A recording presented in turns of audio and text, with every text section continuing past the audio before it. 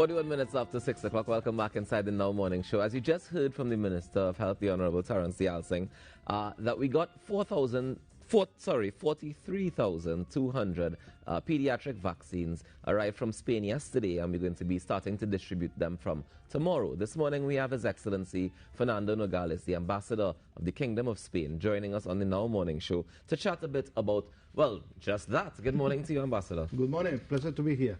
Thank you so much for being here. Firstly, I'm curious about the relationship between Trinidad and Tobago and Spain. Where does it stand right now? Well, I think we have a very good relationship. There are a number of things that were put in place many years ago, and we are evolving them.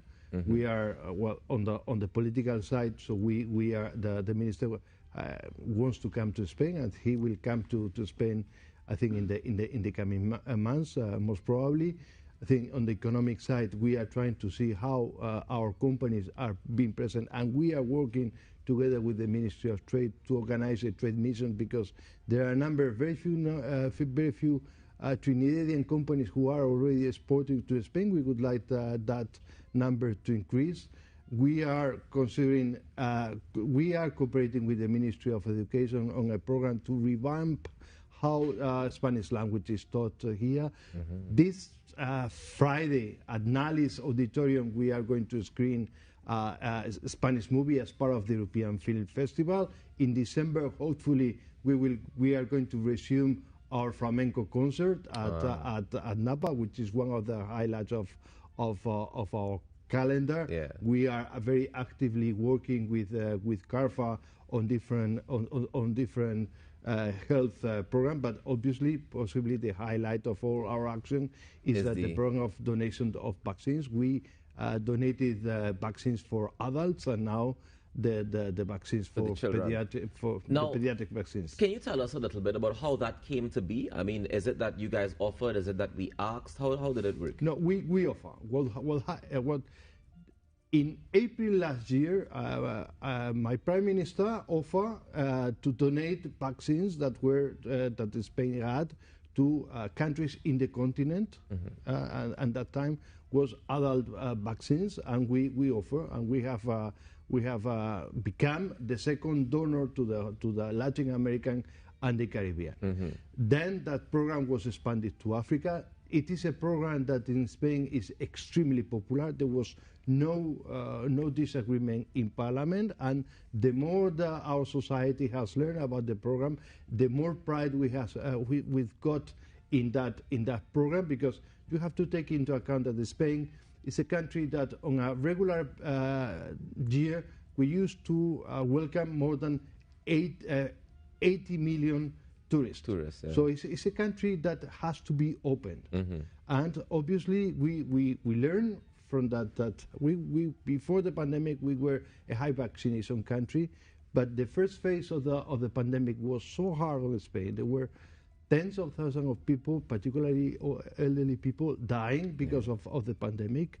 And when vaccines became available, what happened is that, people were egging their friends, their neighbor, please get vaccinated. Your turn is going to be Monday.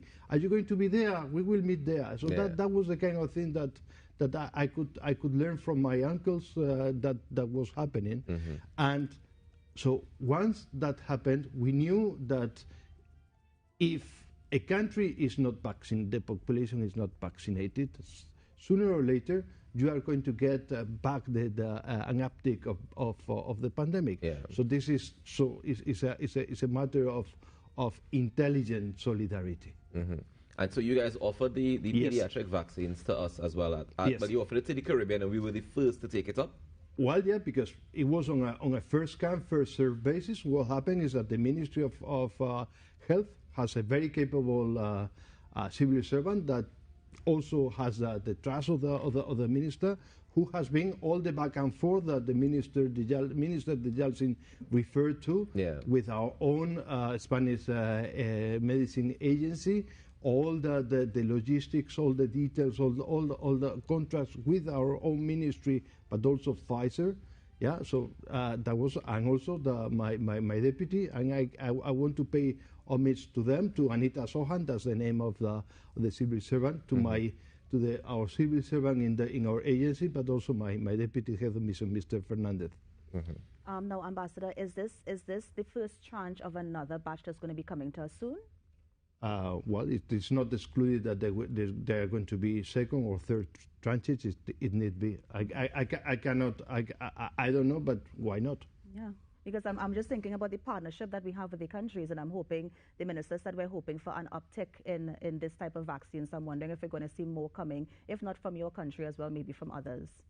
Well, I cannot talk for other countries, but as I said, in Spain, this is a policy that enjoys total support.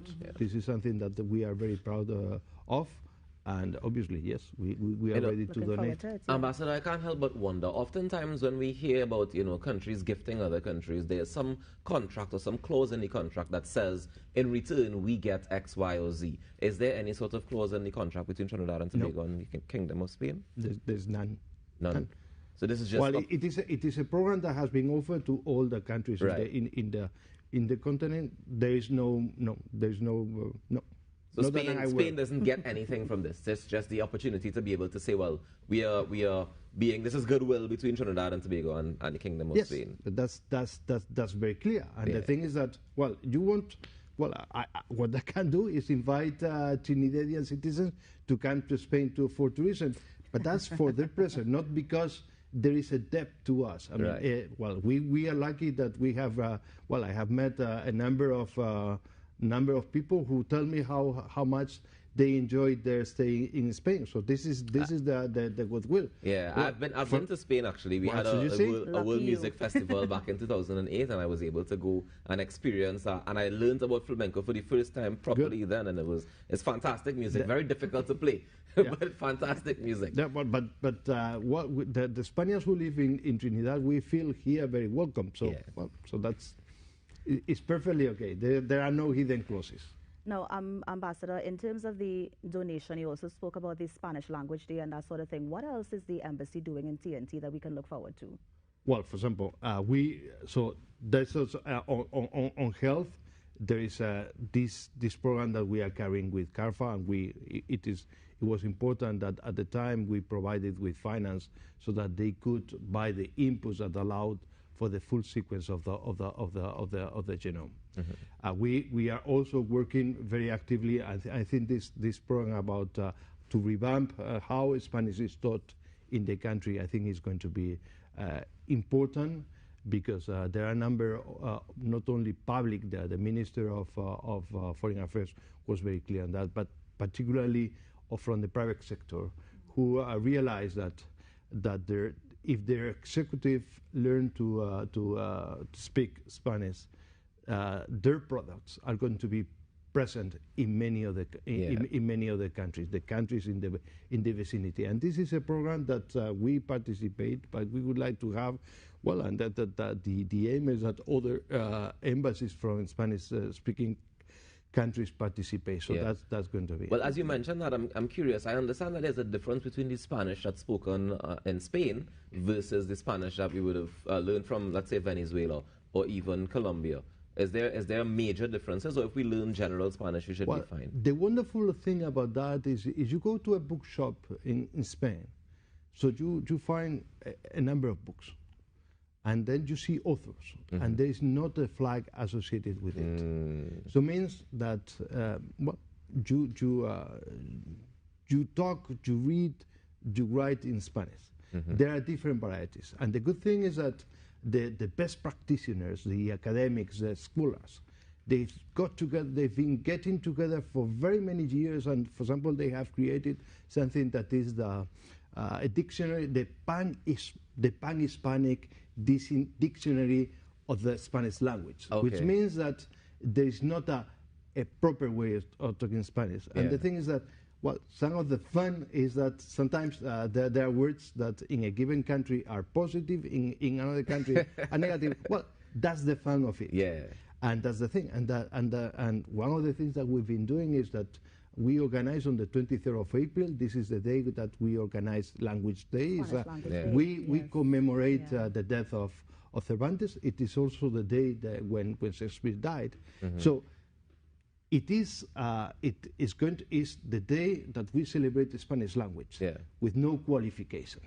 Okay. And that's the beauty of it in Spain. Or there is not Spanish language as peninsular language. Right. And no. It's all Spanish. It is all Spanish. And for example, let me remind you that writers such as García Márquez, the author of 100 Years of Solitude, or Vargas Llosa, they wrote some of their best novels when they were living in Spain back in the 60s, 70s, and so on and so forth. Vargas Llosa lives in Spain, but the contrary is also true. Yeah. Well, because Spain is a very open, very welcoming country. Well, speaking of being open and welcoming, have there been any situations where, I know we had a whole heap of Venezuelan migrants that would have come to Trinidad and Tobago. Have you guys been doing any work with those migrants to maybe send some to Spain or any sort of situation like that? Well, what Spain did in May 2020, we organized the first donors conference to look at the humanitarian dimension of the Venezuela situation, and we've managed to get a number of countries around it to devote money to a number of programs that could tackle that situation in a comprehensive way. Then last year, Canada took the relay, and this is something that is working on. In Spain, we have received around 300,000 Venezuelan people. Because of treaties, they can come to Spain. Sometimes not particularly difficult. Okay. There are a lot of cases of double nationality. They can acquire Spanish nationality relatively easy after a few years of staying in Spain. And obviously the cultural affinity is extremely close, and the humanitarian dimension of the Venezuela situation is very close is at the top of the concern of my government. Okay. Well, Ambassador, I want to thank you so much for joining us this morning on the Now Morning Show. I believe that, I want to say thank you on behalf of Trinidad and Tobago for the vaccines, first of all, and then thank you for all the other work that you guys are doing. We look forward to some more work from the Kingdom of Spain and the Embassy for Trinidad and Tobago. Always a pleasure. I have to reciprocate, and I think that everything is possible because there has been extremely positive attitude while you've